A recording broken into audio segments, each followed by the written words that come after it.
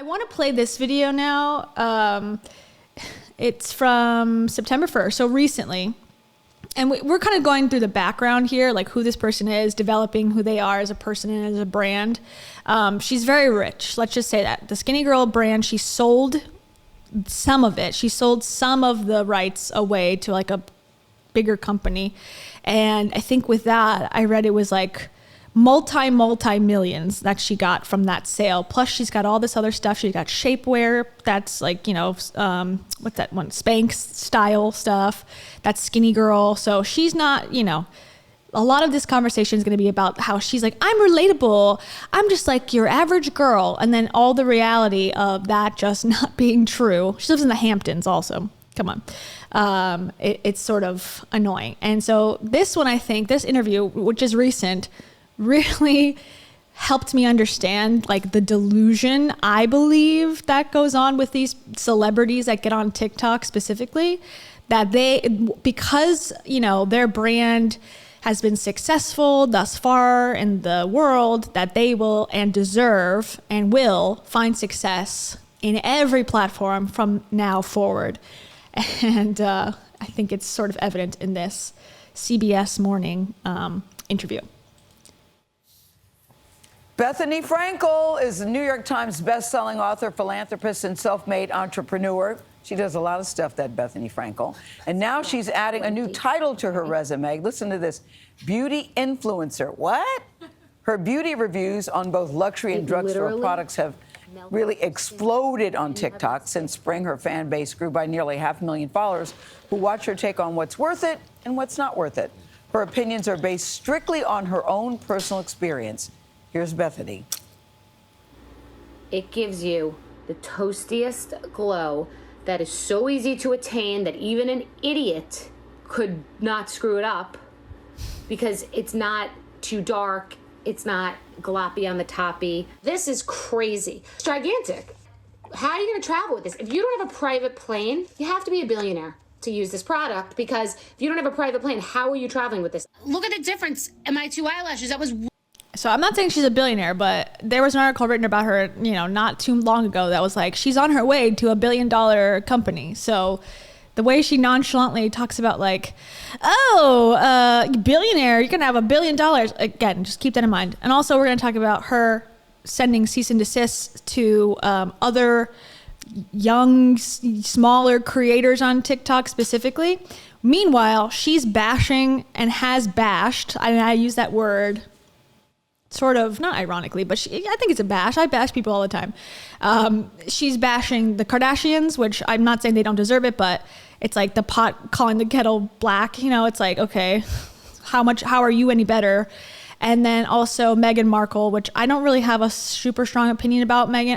I don't believe in the whole system of the monarchy, you know, so I have avoided it on purpose for that reason. But I just think that further will show that she's sort of a hypocrite. Not even sort of. She's a full-on hypocrite, in my humble opinion. And she probably will send me a cease and desist, which, you know, will be exciting. Here we go. Coat. We're not even at to the fucking interview yet, by the way. This is like a minute of, oh my God, this woman's so amazing. This is like an A++ mascara. Well, most of us don't have private planes. Frankel's the author of Business is Personal, The Truth About What It Takes to Be Successful While Staying True to Yourself. Bethenny Frankel joins us.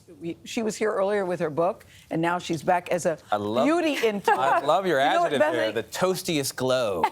Bethenny, I just think Bethenny likes to stir stuff up. You stirred stuff up on Real Housewives. Yes. Now you're back as a beauty influencer. Yes. How did that happen? I mean, when Bethenny walked in the studio, she goes, "This is crazy to me." This is hilarious. But you started this, Bethenny. Well, but March 31st.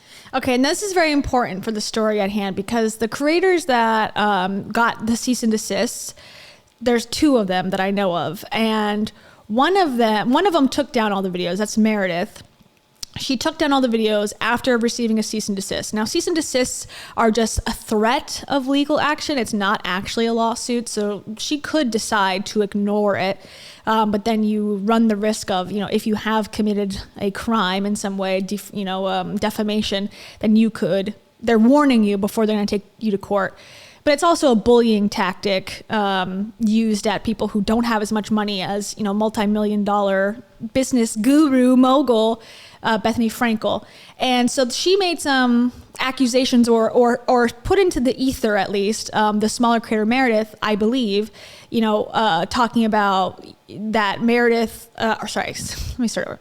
Meredith, the small creator, who's in the thumbnail, she had looked up some trademarks about Bethenny, because Bethenny on this interview and on TikTok lately has been like, I just all of a sudden woke up and decided I want to become a makeup influencer. And everyone's like, okay, there's some sort of angle. It's not that she's just retired and decided like, oh, I'm just gonna, you know, chill and do makeup reviews.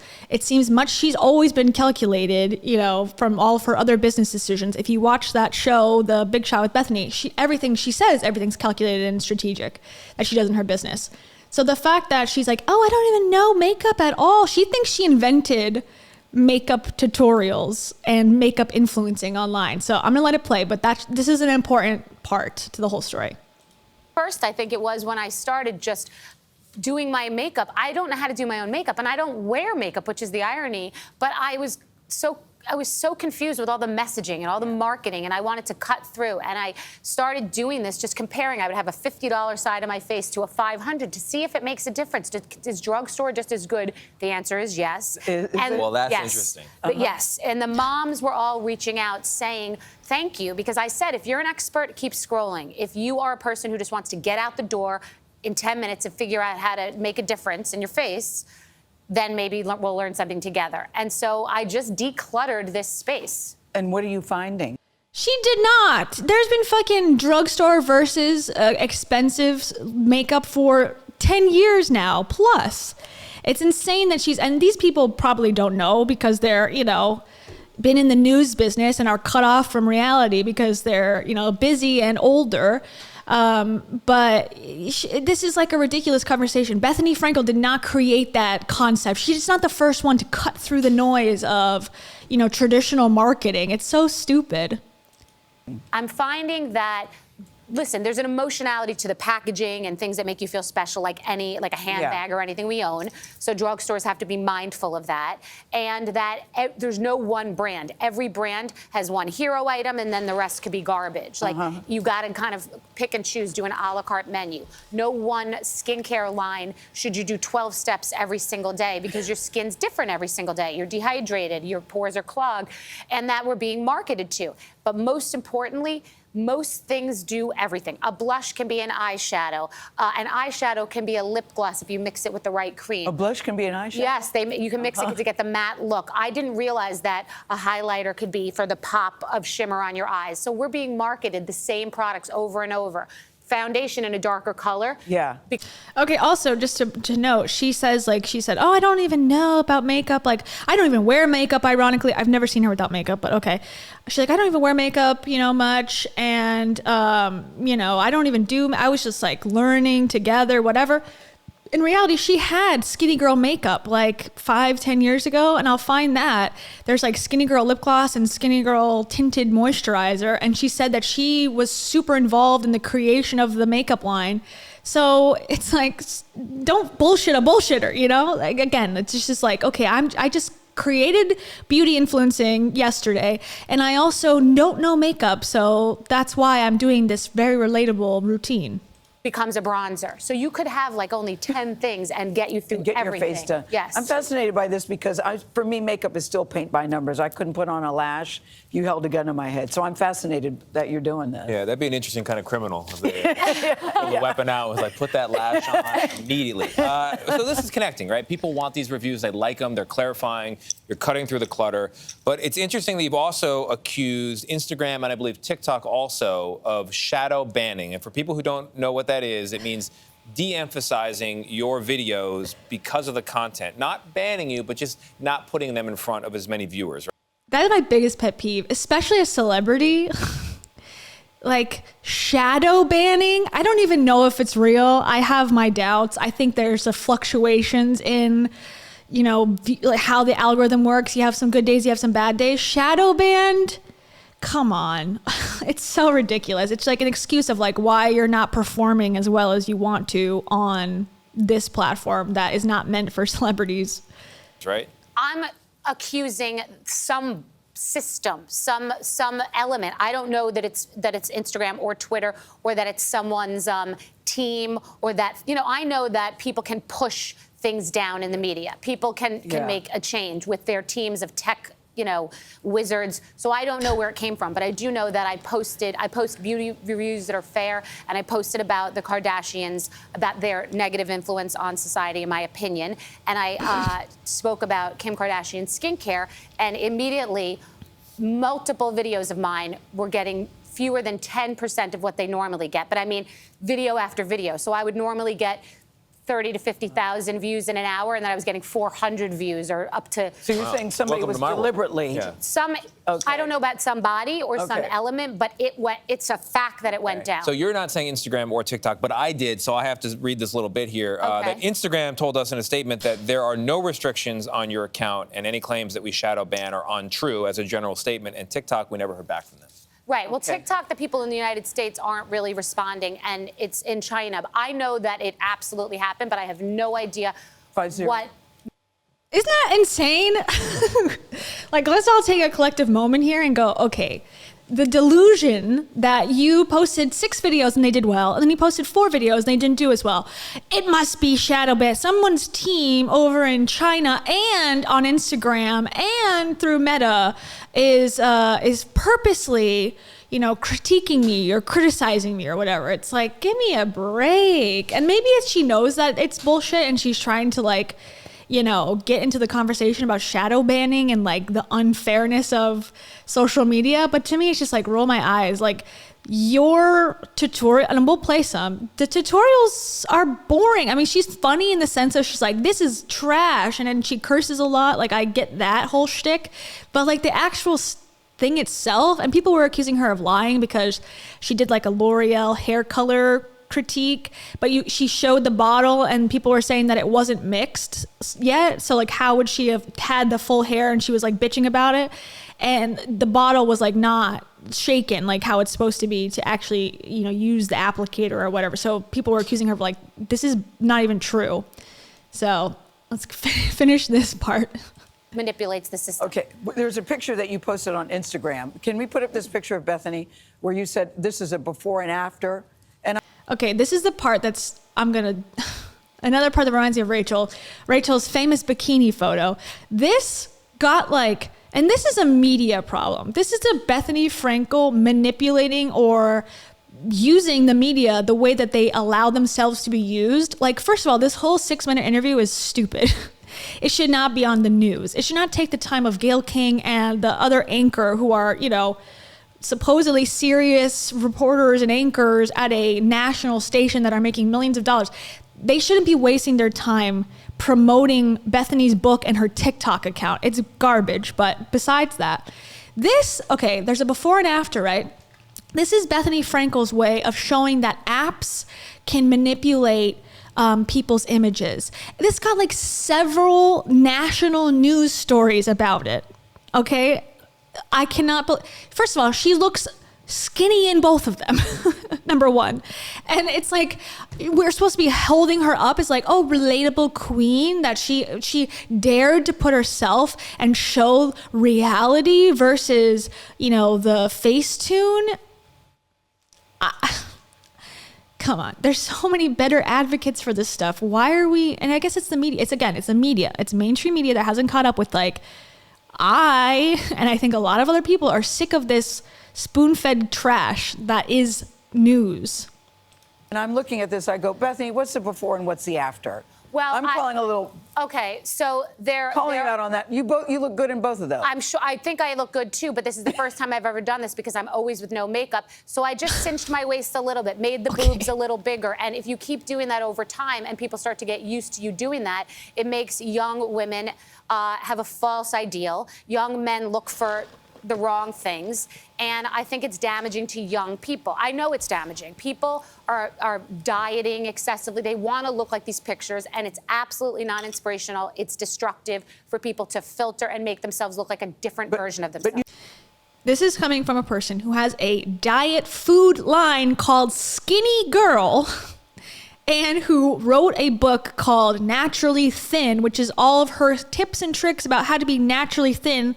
And one of them, I listened to a Celebrity Memoir Book Club episode about her memoir, or it wasn't, I guess it wasn't her memoir, but it was like Naturally Thin, or no, actually maybe it was Maintenance Phase. Those are the two podcasts I listened to, that and This American Life. Besides the point, that one of the tips was like scoop out all the insides of a bagel and just, put the cream cheese on the inside of the bagel. So take all the good parts out of the bagel and just like the crusty, burn stuff is left. Like, oh, that's the way to be naturally thin. It's like, okay, Bethenny.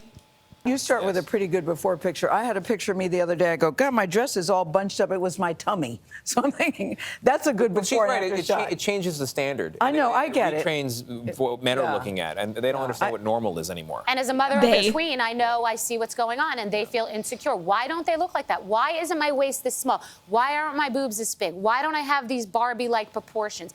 And it's irresponsible, and I'm not here for it. Well, Real Housewives is bringing on an influencer next to be the next housewife. Would you ever consider going back? I can't see any reason to go back. I really can't. I'm actually walking on the beach with Andy tomorrow, and we love wants Andy. to talk. So who knows what we're going to do? What we'll do next. I don't know anything about that part of things, about the Desperate Housewives part. I'm joking. I know it's Real Housewives, but I think Desperate Housewives sounds better. I don't know anything about that lore and drama and whatever, so that's a separate issue. I'm only focusing on her as a business mogul, author of self-help content, and TikTok hypocrite. So that was funny. So that was in 2022. Just to remind everybody, I should have put up the text. That was September. That was like a month ago, 2022. So this is not a 2010, someone said like, is this from 2010? No, this is from a month ago. This is news, people. Okay, so here's the Today Show. So this is the NBC. So we were just on CBS. And this is also my, I hate the news rant. And I hate the news as someone who wanted desperately to be in the news and to be a part of these shows. And once I got like a behind the scenes look, and I never worked in national, to be fair, but I worked for an owned and operated local station, which has like a national tie-in, I guess. I don't know if that makes sense, but I mean, it does make sense. But if you understand what I'm saying, like about how I would know a little bit. Anyways, it's all bullshit. It's all bullshit. It's all like, oh, let me help you rub your back. I'll rub your back. A lot of it, especially when it comes to the morning shows, if you actually watch a full episode of like Good Morning America, you get about 20% like, okay, news. The rest is like PR garbage. In my opinion. Okay, so now we're on Today's Show. This is just more about the Bethenny Frankel post before and after edited bikini pics to show filtering is lying, as if we didn't fucking know that for forever. Okay, so she shared this image, amazing. This is very much making me feel like Rachel Hollis posts in a bikini because she has a stretch mark. And here's another one. This is because she posted, she has a history of keeping it real on social media. In December, she shared 2 makeup-free selfies on Instagram. Oh, wow. That's amazing that 2 photos for a woman who claims to never wear makeup is making national news coverage here. And this is what it says. When we need a wake up, no makeup selfie, #NoFilter. I'll post these for you periodically to remind you that no makeup and natural is as real as we can be. I haven't seen any surgery or products that can compete with a good night's sleep. Really? You don't think a facelift can compete with one good night's sleep? Okay. There may be a day that I'll ask you if it's time to get some work done, but for today, I'm happy just the way I am. #ThisIsMe. P.S. For the haters, I gave you a no Botox wrinkled forehead pic as well, just to avoid any confusion. Oh my God. Brave queen. The bravery. Thank you, Yaga Baba or Jaga Baba. Welcome. Amazing. She deserves $1 million trillion more than she already has. And then this is from 2020. And she said, okay, the headline again, today, the Today Show is very trustworthy, apparently, in this way of making up bullshit stories that have no, I don't know, just promoting random celebrities for no reason. Bethenny Frankel shares selfie to show lines on forehead. No work on this face. When critics claimed a recent filter-free selfie proved she had fillers, Botox, and more, the former Real Housewives star shot back with evidence to the contrary. It's very exciting. And she said, this is back in 2020, so she had started this idea of like, I'm going to be the first ever real queen online to show my real face and real whatever, you know. The more I see photos on social media that are filtered, contoured, eyelashed, extensioned, and retouched, the more important it is to post no filter, real everyday photos. I want to show our daughters and sons a realistic female image. Now look, I agree that that's important and good. I just don't think she actually does what she says. She posts like one time out of a million, like, you know, similar photos. So let's see. Let's just see. Okay. Oh, yes. There's definitely no filters in this, for sure. Oh, and look, it's sponsored by CoverGirl, perhaps. I don't know if it's sponsored by. Let's see. She likes this one. She likes CoverGirl. I have a feeling that she's in cahoots with some of these brands. I could be wrong. I don't know. Wow, very, very no makeup tier. I'm just being nitpicky, but like, okay, is this really helping matters? Like to go, oh, one time in 2020, I posted a picture of myself with no makeup on, and everything is makeup. Like, I don't know. It's just like, there's better advocates for this message than she is.